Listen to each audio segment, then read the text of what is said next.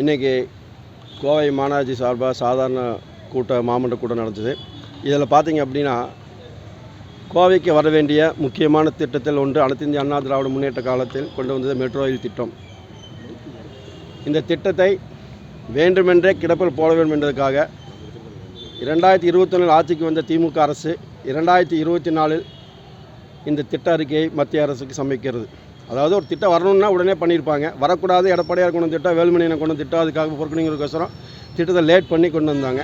அப்படி திட்டத்தை அவங்க டிபிஆர் சப்மிட் பண்ணாலுமே தவறான தகவலை வச்சு அதில் திட்டத்தை அனுப்பிச்சதுனால மத்திய அரசு சில கேள்விகளை கேட்டு இந்த மாதிரி இதெல்லாம் கொடுத்துருக்கீங்க, இது நடைமுறை சாத்தியத்துக்கு இல்லாத விஷயமா இருக்குது, இதை மறுசீராய்வு செய்து திருப்பி அனுப்புங்கன்னு சொல்லியிருக்கு. அதையே மக்களிடத்திலே பொய்யான தகவலை பரப்புகின்ற இந்த திமுக மற்றும் திமுக கூட்டணி சேர்ந்த கட்சிகள் இன்றைக்கி மாவட்டத்தில் ஆளுங்கட்சியாகிற இவங்க இன்றைக்கி திட்டத்தை மத்திய அரசு திருப்பி அனுப்பிச்சு சொல்லி கோஷம் போகிறாங்க. திமுக மாமன்னர் இந்த மேயர் உட்பட கண்டன தீர்மானம் தப்பான தகவலை மன்றத்தில் பதிவு செஞ்சாங்க.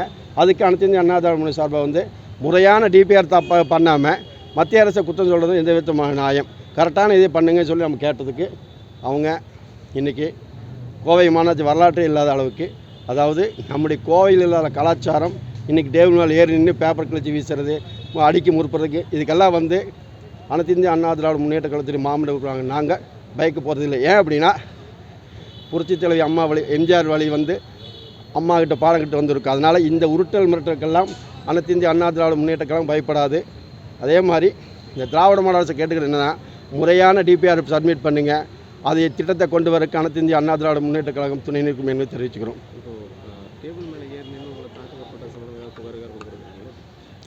அதாவது இவங்க எப்படி அப்படின்னா, நாம் பேசிகிட்டு இருக்கோம், பெண் கவுன்சிலர் ஏவி விட்டு இது பண்ண வைக்கிறாங்க. ஏன் அப்படின்னா, ஏதாவது ஒன்று உடனே எங்கள் மேலே கேஸ் கொடுக்கலான்னு.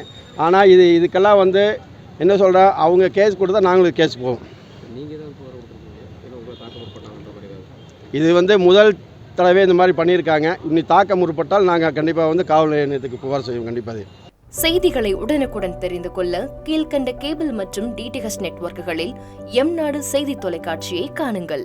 பாதகம் செய்பவரை கண்டால் நாம் பயம் கொள்ளலாகாது பாப்பா, மோதி மிதித்து விடு பாப்பா, அவர் முகத்தில் உமிழ்ந்து விடு பாப்பா. அண்மை செய்திகளை உடனுக்குடன் தெரிந்து கொள்ள இணைந்திருங்கள் எம்நாடு தொலைக்காட்சியுடன்.